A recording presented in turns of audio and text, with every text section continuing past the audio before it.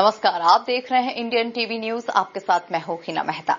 दुनिया के सबसे महत्वपूर्ण समुद्री रास्तों में से एक स्ट्रेट ऑफ हॉर्मुज एक बार फिर से चर्चा में है, लेकिन इस बार खतरा सिर्फ कच्चे तेल की सप्लाई को लेकर नहीं बल्कि पूरी दुनिया के साइबर नेटवर्क को लेकर है।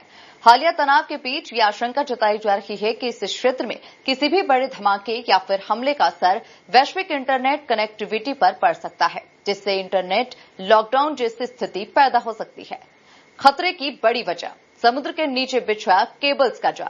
स्ट्रेट ऑफ हॉर्मुज न केवल तेल टैंकर्स के लिए जीवन रेखा है, बल्कि ये क्षेत्र सबमरीन केबल्स का भी एक प्रमुख केंद्र है।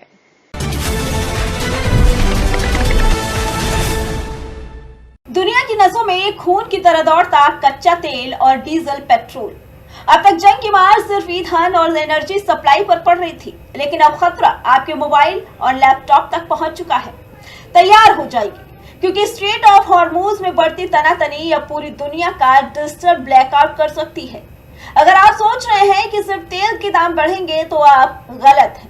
समंदर की गहराइयों में बिछी वो तारे जो हमें और आपको पूरी दुनिया से जोड़ती हैं, अब मिसाइलों और माइंस के निशाने पर हैं। क्या वाकई हम साल 2000 वाले उस दौर में वापस जाने वाले हैं जहां इंटरनेट सिर्फ एक सपना था? ये कोई डरावनी फिल्म की स्क्रिप्ट नहीं, बल्कि कड़वी सच्चाई है। स्ट्रेट ऑफ हॉर्मुज, जहां से दुनिया का 20% कच्चा तेल और 25% एलएनजी गुजरती है, अब इंटरनेट के लिए काल बनने वाला है।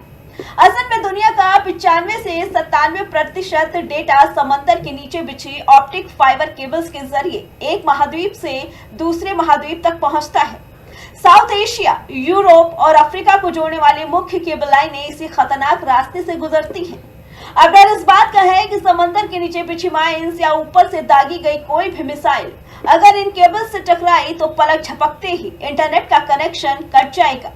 यानी एशिया का यूरोप और अफ्रीका से संपर्क पूरी तरह टूट सकता है। खतरे में केबल सिस्टम AAE1, SM-5 और EIG जैसे बड़े केबल नेटवर्क। बड़ा असर 4.5 लाख करोड़ का भारतीय IT आउटसोर्सिंग सेक्टर दांव पर। अगर ये तार टूटे तो तबाही का मंजर कैसा होगा, इसकी कल्पना कीजिए।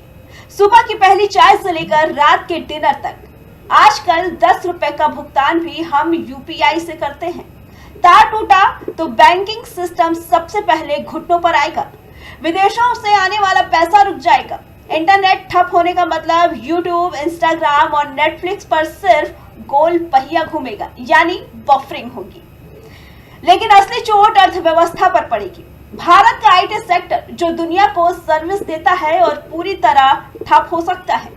जानकारों का मानना है कि हम सीधे साल 2000 वाले दशक में पहुंच जाएंगे, जहां स्पीड के नाम पर सिर्फ इंतजार मिलता था। हालांकि भारत सरकार हाथ पर हाथ धरे नहीं बैठी है। आशंकाओं को देखते हुए एक वैकल्पिक रूट तैयार किया जा रहा है, लेकिन ये रास्ता लंबा है, जिसका मतलब है कि इंटरनेट की स्पीड बेहद सुस्त होगी।